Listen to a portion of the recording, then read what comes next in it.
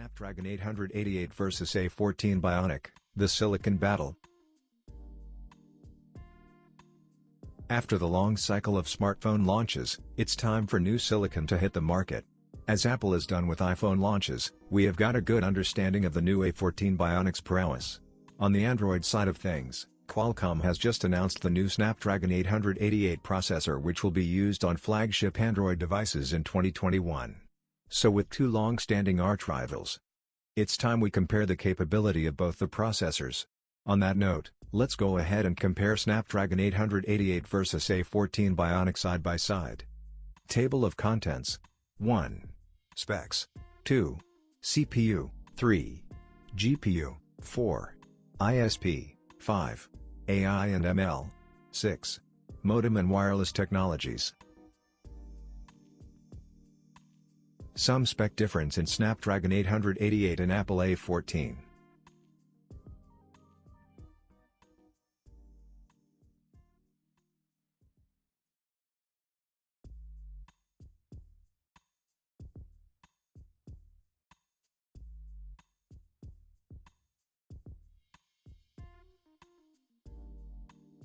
CPU.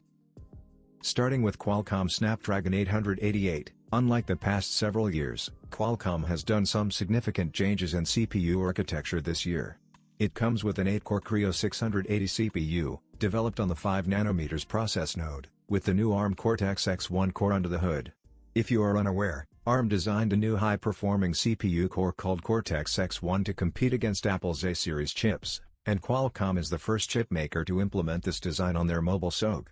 The Cortex-X1 is named Prime Core and it's clocked at 2.84 GHz. Apart from that, Snapdragon 888 comes with 3 A78 performant cores which are clocked at 2.4 GHz, and 4 A55 power-efficient cores clocked at 1.8 GHz.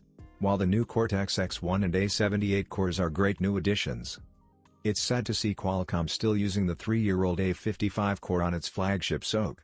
A55 has not gone through any update in the last 3 years and its power efficiency numbers are outranked by Apple's A-series chips in 2020.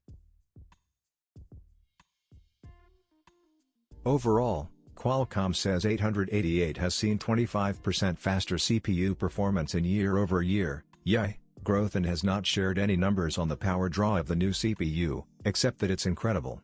It's clear that the Creo 680 CPU on Snapdragon 888 has not brought a groundbreaking change that many of us have been waiting for.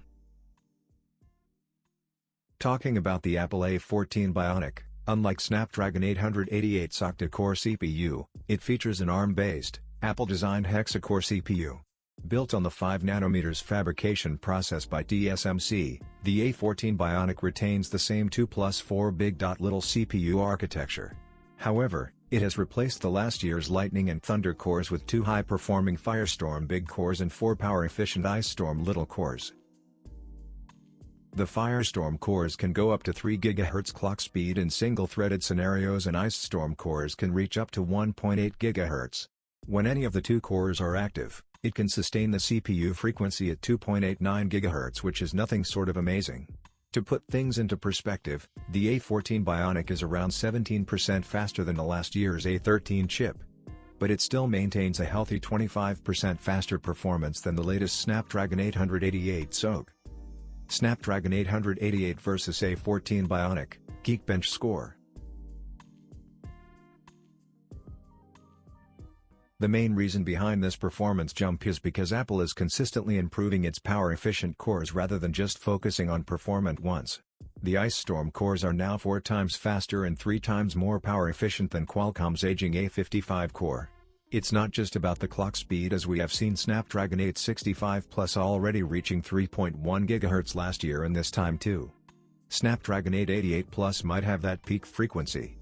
Basically, if Qualcomm has to close the generational gap against Apple A-series chips, then it has to start working on the power-efficient cores. As for now, the A14 Bionic remains the reigning king in terms of CPU, at least by a generation. GPU. Coming to the GPU, it seems Snapdragon 888 has hit the ball out of the park. The Snapdragon 888 features the new Adreno 660 GPU, which is said to be 35% faster than last year's Snapdragon 865 processor. At the same time, it's 20% more power efficient over the last year's processor. As a result, you can now have sustained gaming performance at a high refresh rate. The Snapdragon 865 had brought support for 144Hz display panels, but it was unable to sustain high refresh rate gaming for a longer time, as we saw while playing Fortnite and PUBG at 90 FPS on OnePlus phones. However, with Adreno 660 and the improved Snapdragon Elite Gaming, you can play high refresh rate games for a much longer time without the device getting abnormally hot. It also comes with features such as variable rate shading, HDR gaming, and Game Quick Touch for improving rendering performance and reducing touch latency while gaming. Talking about Apple's custom-designed, 4-core GPU, it has seen an improvement of 20% over the last year's A13 Bionic, which sounds quite incremental.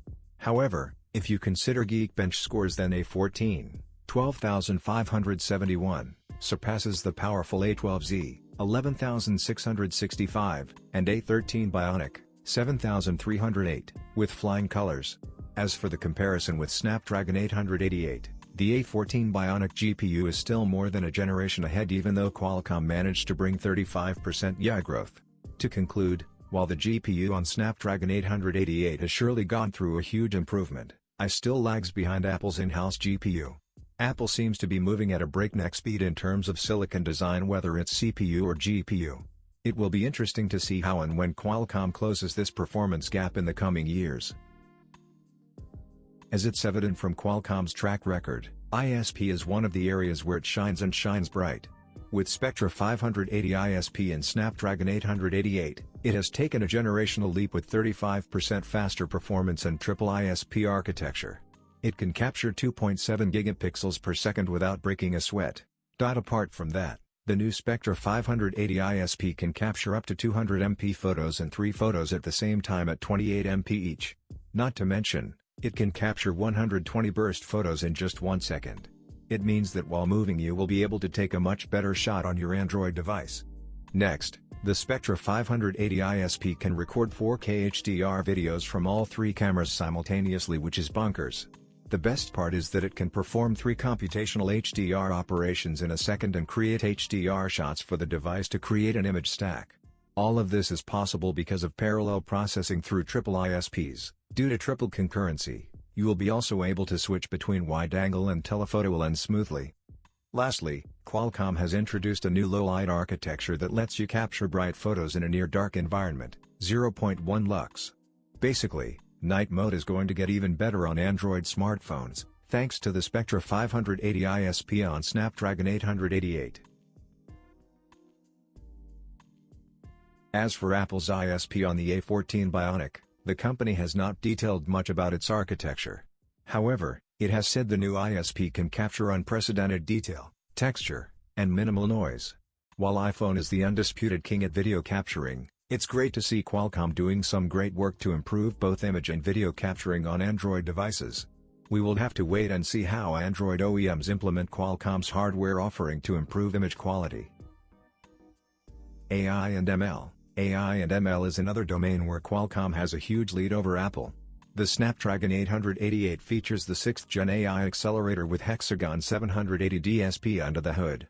It can process 26 trillion operations per second, which is astounding, to say the least.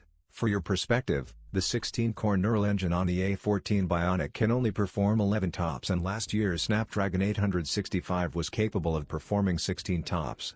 Basically, Snapdragon 888 is at least 2 generations ahead of Apple's A-series chips when it comes to AI and ML operations. Modem and wireless technologies. Coming to modem and other wireless technologies, Qualcomm is already the leader in this segment.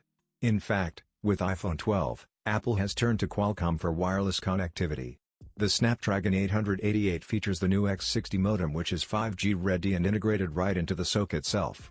Unlike last year where the modem was discrete, this year Qualcomm has managed to house it with the rest of the SoC, which should bring down cost and improve battery efficiency as well. As for the numbers, it supports download up to 7.5 gigabits per second and upload up to 3 gigabits per second. The unique part about the X60 modem is that it now supports 5G carrier aggregation across FDD and DDD spectrums, which was not available on last year's X55 modem. Apart from that, You have got support for M-Wave and sub-6 GHz with MIMO, compatibility with NSA, SA, DDD, and FDD modes. Lastly, it brings support for the latest Wi-Fi 6E, 6 GHz Wi-Fi, Bluetooth 5.2, and Nav-IC support.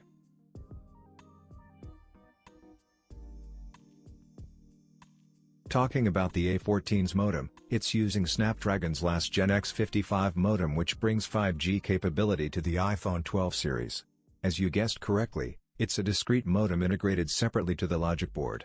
The download and upload speed is similar to the X60 modem and supports features such as MIMO, carrier aggregation, and more. Furthermore, there is support for Wi-Fi 6 and Bluetooth 5.0.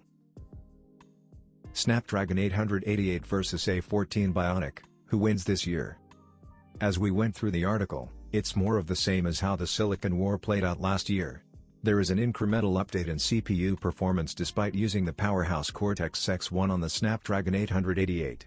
And even with a meaty 35% jump in Snapdragon 888's GPU performance, it's still behind Apple's custom GPU. As for the ISP, AI, and modem, Snapdragon clearly has an upper hand over the A-series chips. As mentioned earlier, Qualcomm needs to up its game on CPU design and update the power-efficient cores to compete with Apple Silicon. The way things are right now, it does not seem things are going to change drastically in the next few years. So to conclude, the Apple A14 Bionic still holds the top spot when it comes to the most powerful smartphone chipset. But it will be exciting if Qualcomm manages to pull off a miracle.